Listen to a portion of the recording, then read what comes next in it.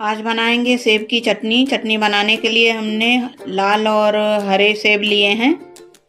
एक सेब को लेंगे और उसे छील लेंगे इस तरह चाकू से। सभी सेब को इसी तरह छील लेंगे। अब एक सेब लेंगे और उसे बीच से काट लेंगे टुकड़ों में और बीज निकाल लेंगे। बीज निकाल कर टुकड़ों में काट लेंगे। अब देख सकते हैं सभी सेब कट गए हैं। तो लेंगे कढ़ाई और उस तेल गरम करेंगे। तेल के गरम होते ही इसमें डालेंगे आधा टेबल स्पून सौंफ, 1 टीस्पून डालेंगे जीरा और फ्राई कर लेंगे। अब डालेंगे कटे हुए सेब को और इसे मिक्स कर लेंगे इस तरह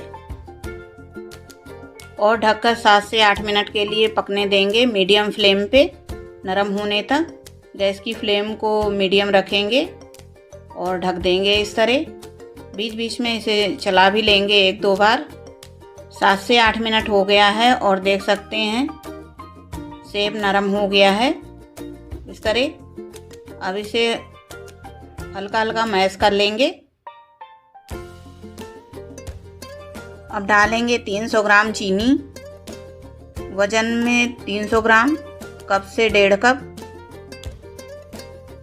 1 कप हमने डाल दिया, आधा कप और डालेंगे। आप चाहें तो आधा गुड़ और आधा चीनी डाल सकते हैं और मीठा अपने हिसाब से कम ज़्यादा भी कर सकते हैं। अब इसे पिघलने तक पका लिया है हमने। चीनी पिघल गई है। डालेंगे मसाले। 1 टीस्पून काला नमक स्वाद के अनुसार, 1 टीस्पून सफ़ेद नमक, ये भी स्वाद के अनुसार।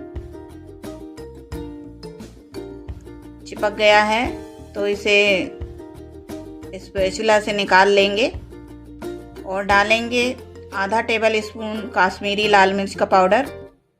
इससे कलर और टेस्ट दोनों अच्छा आता है चटनी का। अब डालेंगे 1 टीस्पून भुना जीरा पाउडर। आधा टीस्पून डालेंगे काली मिर्च का पाउडर। इससे भी चटनी का स्वाद बहुत अच्छा आता है। सभी चीज़ों को मिक्स कर लेंगे और इसे 2 मिनट के लिए और पका लेंगे। 2 मिनट हो गया है तो डालेंगे इसमें 2 नींबू का रस और इसे भी मिक्स कर लेंगे।